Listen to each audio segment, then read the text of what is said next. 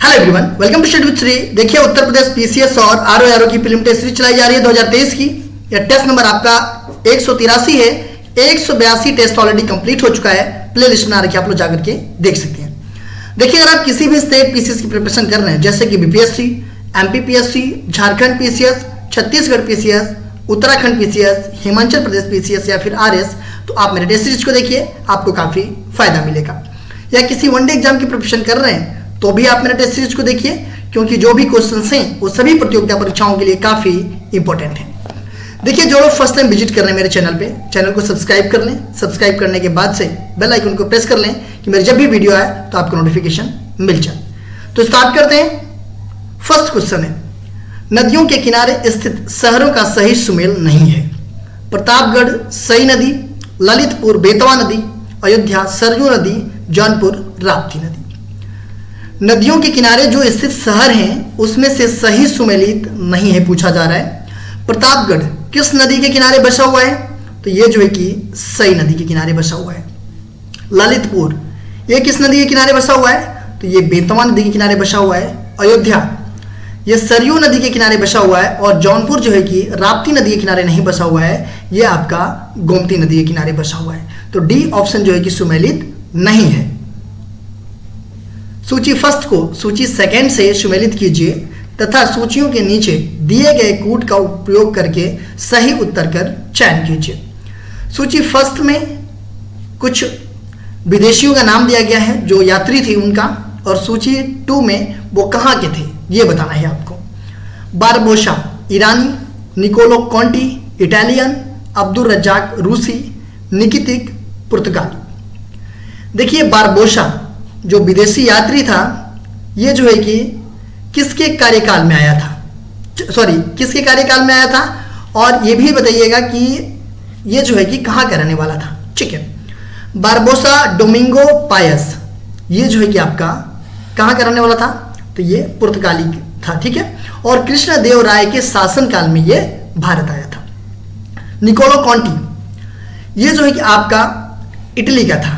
ठीक है, और किसके कार्यकाल में आया था? तो ये देवराय प्रथम के समय में विजयनगर आया था। ये अब्दुल रज्जाक ये कहाँ का रहने वाला था? तो ये जो है कि आपका ईरान का रहने वाला था, और ये देवराय द्वितीय के शासनकाल में भारत आया था। निकितिक ये जो है कि आपका रूसी यात्री था, और ये वीर नरसिंह के समय में भारत आया था। ठीक है, तो ये हो जाएगा आपका 4213। 4213 कौन सा है? 4213, तो ये हो जाएगा आपका सी ऑप्शन। एशिया में उत्तर से दक्षिण की ओर क्रमानुसार पाए जाने वाले प्राकृतिक वनस्पति प्रदेशों का सही अनुक्रम कौन सा है? स्टेपी, टुड्रा, टैगा, सवाना, भूमध्य रेखीय। इसमें से आपको सही अनुक्रम बताना है। ये आपके जो प्राकृतिक वनस्पति प्रदेश हैं, ये उत्तर से दक्षिण की ओर, एशिया में उत्तर से दक्षिण की ओर क्रमानुसार पाए जाने वाले प्राकृतिक वनस्पति प्रदेशों का सही अनुक्रमण बताना है। तो देखिए, इसमें पहले जो कि टुंड्रा है। ठीक है, टुंड्रा किस में है? तो ये तीसरा में है। उसके बाद से टैगा, उसके बाद से स्टेपी, उसके बाद से सवाना, उसके बाद से भूमध्य रेखीय। अगर उत्तर से दक्षिण की ओर हम क्रमानुसार लगाएंगे जो प्राकृतिक वनस्पतियां हैं, तो यही होगा आपका टुंड्रा, टैगा, स्टेपी, सवाना और भूमध्य रेखीय। सी ऑप्शन आपका सही हो जाएगा। निम्नलिखित में से किसकी भारत में ग्रीष्मकालीन मानसून के आगमन में प्रभावी भूमिका है? तिब्बत पठार पर तापमान, एल नीनो, हिमालय की अवस्थिति, दक्षिण दोलन। पूछा जा रहा है कि निम्नलिखित में से किसकी भारत में ग्रीष्मकालीन मानसून के आगमन में प्रभावी भूमिका है? किसकी प्रभावी भूमिका है? तो इसमें जो है कि भूमिका है आपके हिमालय की अवस्थिति की। भारत के दक्षिणी प्रायद्वीपीय पठार पर मिलने वाली वनस्पतियों पर निम्नलिखित में से किस कारक का सर्वाधिक प्रभाव पड़ता है? ऊंचाई, मिट्टी, भूमध्य रेखा से दूरी, वर्षा। भारत में दक्षिणी प्रायद्वीपीय पठार पर मिलने वाली जो वनस्पतियां हैं, उनमें से निम्नलिखित में से किस कारक का सर्वाधिक प्रभाव पड़ता है? तो किसका प्रभाव सर्वाधिक पड़ता है? तो वो पड़ता है आपका वर्षा का। ठीक है, क्योंकि वनस्पतियों पर जो प्रभाव पड़ता है वो वर्षा का ही प्रभाव पड़ता है। ठीक है, निम्नलिखित में से किसने भारत सरकार अधिनियम 1935 को गुलामी का अधिकार पत्र कहा था? जवाहरलाल नेहरू, भीमराव अंबेडकर, राजेंद्र प्रसाद, विनोबा भावे। पूछा जा रहा है कि निम्नलिखित में से किसने भारत सरकार अधिनियम जो 1935 है उसको गुलामी का अधिकार पत्र कहा था? तो किसने कहा था इसको गुलामी का अधिकार पत्र? तो ये जो है कि जवाहरलाल नेहरू के द्वारा बोला गया था। देखिए जवाहरलाल नेहरू के द्वारा ये भी बोला गया था कि एक कार जिसमें ब्रेक तो है पर इंजन नहीं है, जो आपका भारत सरकार अधिनियम 1935 था, इसके विषय में बोला गया था। ठीक है, देखिए भारत सरकार अधिनियम 1935 के विषय में जो है कि हिंदू महासभा ने क्या कहा था? तो उसने ये कहा था हिंदू महासभा ने कि राष्ट्रीयता एवं प्रजातंत्र में बाधक है। मुस्लिम लीग ने इसको क्या कहा था? तो यह जबरदस्ती थोपा हुआ संविधान है। और 1935 के जो अधिनियम है इसकी आलोचना 1936 का जो लखनऊ अधिवेशन था उसमें जो है कि भारतीय राष्ट्रीय कांग्रेस ने यह कहा कि यह अधिनियम जो है कि अलोकतांत्रिक जनता का प्रभुत्व के नकारने वाला एक संस्थागत रूप में अव्यवहारिक है। ठीक है, तो ये हो जाएगा आपका ए ऑप्शन। किस संविधान संशोधन के द्वारा अनुच्छेद 352 में आंतरिक अशांति को सशस्त्र विद्रोह शब्द से प्रतिस्थापित कर दिया गया? 44वां संविधान संशोधन 1978, 42वां संविधान संशोधन 1978, 44वां संविधान संशोधन 1976 और 44वां संविधान संशोधन 1976। देखिए पूछा जा रहा है कि वो कौन सा संविधान संशोधन था जिसके द्वारा अनुच्छेद 352 में आंतरिक अशांति को सशस्त्र विद्रोह शब्द से प्रतिस्थापित कर दिया गया? तो देखिए जो अनुच्छेद 352 है, ठीक है, अनुच्छेद 352 में राष्ट्रीय आपात की उद्घोषणा का आधार क्या था? तो आंतरिक अशांति था, लेकिन इसके स्थान पर जो है सशस्त्र विद्रोह को रखा गया। देखिए अब आपातकाल की उद्घोषणा जो है कि आंतरिक अशांति के आधार पे नहीं, किसके आधार पे? तो वो सशस्त्र विद्रोह के आधार पे जो है कि की जाती है। ये सब सारी चीजें कौन से संविधान संशोधन के द्वारा किया गया? तो ये किया गया आपका 44वां संविधान संशोधन 1978 में। गोताखोरों के सांस लेने संबंधी क्रिया में उपयोग की जाने वाली गैस है ऑक्सीजन व नाइट्रोजन, ऑक्सीजन व जिनान, ऑक्सीजन व हीलियम, ऑक्सीजन व आर्गन। जो गोताखोर होते हैं उनके सांस लेने संबंधी जो क्रिया में उपयोग की जाने वाली जो गैसें हैं वो कौन सी गैसें हैं? तो वो गैसें हैं आपके ऑक्सीजन और हीलियम। ये सी ऑप्शन आपका सही है। ऑक्सीजन और हीलियम जो है कि इसका उपयोग करने का ये कारण है कि ये अधिक दाब होने पर हीलियम रक्त में कम विलय होता है। प्रत्यस्थ इलास्टिक उत्तक जो हड्डियों को एक साथ जोड़े रहते हैं उन्हें कहते हैं लिगामेंट, तंतुमय उत्तक, फाइब्रिन, मांसपेशी उत्तक। देखिए प्रत्यस्थ इलास्टिक उत्तक जो कि हड्डियों को एक साथ जोड़े रहते हैं वो क्या होते हैं? तो वो होता है आपका लिगामेंट होता है। ठीक है, ए ऑप्शन आपका सही है। कौन सा सही सुमेलित नहीं है? सिंधु सभ्यता का स्थल उत्खनन करता हड़प्पा, दयाराम साहिनी, मोहनजोदड़ो, राखलदास बनर्जी, रंगपुर, यज्ञत शर्मा, लोथल, SR राव। देखिए इसमें सिंधु सभ्यता की जो स्थल हैं उनका नाम दिया गया है और इनके उत्खनन करता मतलब इनकी खुदाई किसने करवाई थी, इसके बारे में सही सुमेलित कौन सा नहीं है। देखिए जो हड़प्पा है ये कहाँ पड़ता है? तो हड़प्पा पड़ता है आपका पाकिस्तान में और इसकी खुदाई जो है कि दयाराम साहिनी जी के द्वारा 1921 में करवाई गई थी और ये रावी नदी के किनारे सिचुएटेड है। मोहनजोदड़ो इसकी खुदाई जो है कि राखलदास बनर्जी के द्वारा किया गया था 1922 में और ये पड़ता है आपका पाकिस्तान में और सिंधु नदी के किनारे ये स्थल है। रंगपुर ये कहाँ पड़ता है? तो रंगपुर पड़ता है आपका गुजरात में और इसकी खुदाई जो है कि 1931 में माधव स्वरूप वत्स के द्वारा किया गया था, न कि यज्ञदत्त शर्मा के द्वारा। ठीक है, लोथल कहाँ पड़ता है? तो ये पड़ता है आपका गुजरात में और इसकी खुदाई जो है कि 1957 में की गई थी, किसके द्वारा? तो रंगनाथ राव के द्वारा। ठीक है, और ये जो है कि लोथल के भोगवा नदी के किनारे पड़ता है। तो इसमें से सही सुमेलित कौन सा नहीं है? तो ये सी ऑप्शन नहीं है। रंगपुर जो है कि पड़ता है आपका कहाँ पे? तो गुजरात में पड़ता है और यज्ञ शर्मा नहीं, इसके जो की खुदाई जो है कि माधव स्वरूप वत्स के द्वारा किया गया था 1931 में। बुध ग्रह के संबंध में निम्न कथनों पर विचार कीजिए। सूर्य का सबसे कम समय में चक्कर लगाने वाला ग्रह बुध है। बुध ग्रह के कोई उपग्रह नहीं है। उपरोक्त कथनों में से कौन से कथन सही है? देखिए बुध ग्रह के बारे में बात की जा रही है। सूर्य का सबसे कम समय में चक्कर लगाने वाला ग्रह कौन सा है? ये है आपका बुध है। ठीक है, देखिए बुध जो है ना सबसे छोटा ग्रह है और ये सूर्य के सबसे नज़दीक भी है, मतलब सूर्य के सबसे नज़दीक ही बुध है और ये 88 दिनों में सूर्य का चक्कर लगाता है और ये सौर मंडल का सर्वाधिक तीव्र कक्षीय गति वाला ये ग्रह है बुध। ठीक है, तो यहाँ पे दिया जा रहा है कि सूर्य का सबसे कम समय में चक्कर लगाने वाला ग्रह कौन सा है? तो वो है आपका बुध है। ठीक है, तो ये आपका सही है। दूसरा बात है कि बुध ग्रह के कोई उपग्रह नहीं है। बिल्कुल सही है कि बुध ग्रह का कोई भी उपग्रह नहीं है। देखिए बुध और शुक्र इनके पास जो है ना कोई भी उपग्रह नहीं है। ठीक है, तो ये आपका पहला भी सही है और दूसरा भी सही है, तो ये हो जाएगा आपका सी ऑप्शन कि 1 और 2 दोनों सही है। सूची फर्स्ट को सूची सेकंड से सम्मिलित कीजिए तथा सूचियों के नीचे दिए गए कोड का उपयोग करके सही उत्तर कर चयन कीजिए। सूची फर्स्ट में कुछ दोआब का नाम दिया गया है और सूची सेकंड में नदियों का नाम दिया गया है।